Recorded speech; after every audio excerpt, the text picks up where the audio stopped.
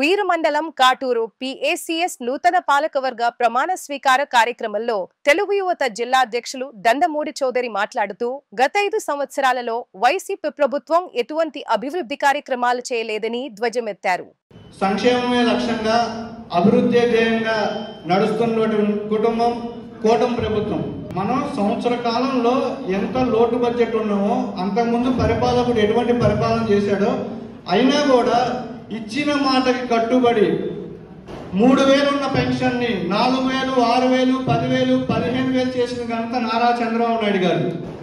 మరి అట్లాగే నారా చంద్రబాబు నాయుడు గారు అధ్యక్షతన కూటమి ప్రభుత్వం ఏర్పడిన సంవత్సర కాలంలో ఉప ముఖ్యమంత్రి పవన్ కళ్యాణ్ గారు చెప్పుచేస్తూ నడుస్తున్న అగ్విజయ గవర్నమెంట్ నుంచి కూడా పల్లె పండుగ పేరు మీద అనేక అభివృద్ధి కార్యక్రమాలు చేసుకుంటూ కూడా వెళ్తున్నాం.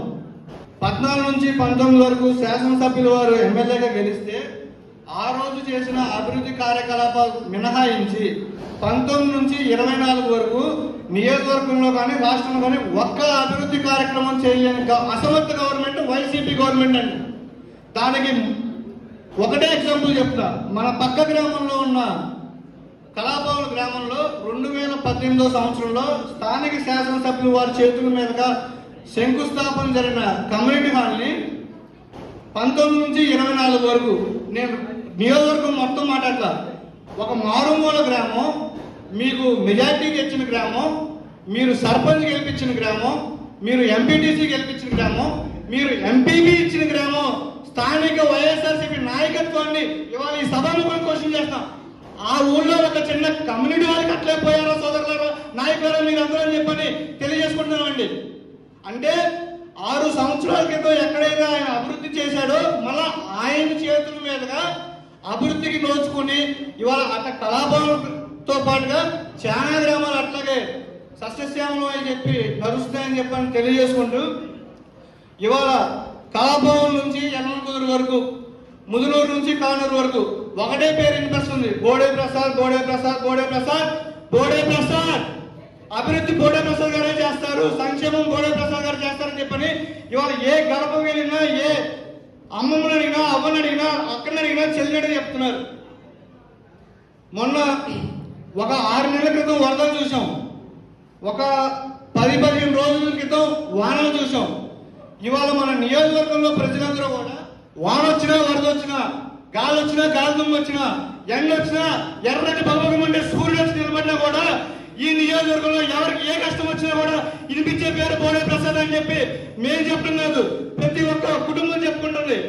దాని ఒకటే మాట, ఆ రోజు 14లో అధికారంలో ఉన్నప్పుడు యలమగుదులో చిన్న ఇబ్బంది వస్తే ఆయన నిలువునెట్టిన అక్కడ నిలబడి అక్కడ సమస్యని పరిష్కరించి ముందుకెళ్ళిన వ్యక్తి బోడే ప్రసాద్ గారు అండి. ప్రతిపక్షం వారు మేము తప్పు చేస్తుంటే మీరు క్వశ్చన్ చేయండి. అరే నువ్వు వాన పడుతుంటే ఇంకోటి పడుతుంటే ఆ మురుకాల్లో దిగి ఫోటోలు దిగటానికి మీరు పరిమితం అయితే 1.5 రోజున మడికాల మీద నుంచుని కానూరు సమస్యని పరిష్కారం చేసిన వ్యక్తి ఎవరు ఉన్నారంటే బోడే ప్రసాద్ గారు అండి.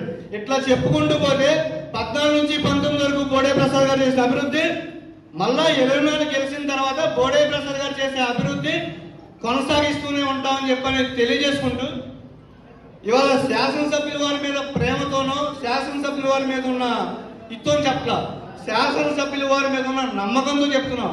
ఊకునే రాలే సీటు, అభివృద్ధి చేశాడు, సంక్షేమం చేశాడు, ప్రజలందరికీ అండగా ఉన్నాడు.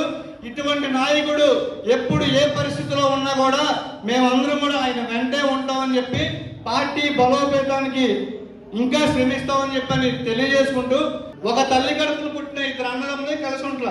అయినా కూడా మన పార్టీలో ఏ చిన్న విభేదం వచ్చినా కూడా మనం అందరం కలిసిమెలిసిగా కూర్చుని మాట్లాడుకుని పార్టీ బలోపేతానికి కృషి చేసి మొన్న 30,000 వచ్చినాయి, తర్వాత 60,000 వచ్చినాయి, రేపు మళ్ళా 1,00,000 మెజార్టీ దాన్ని గెలిపించి మనం అందరం కూడా శాసనసభకి నారా చంద్రబాబు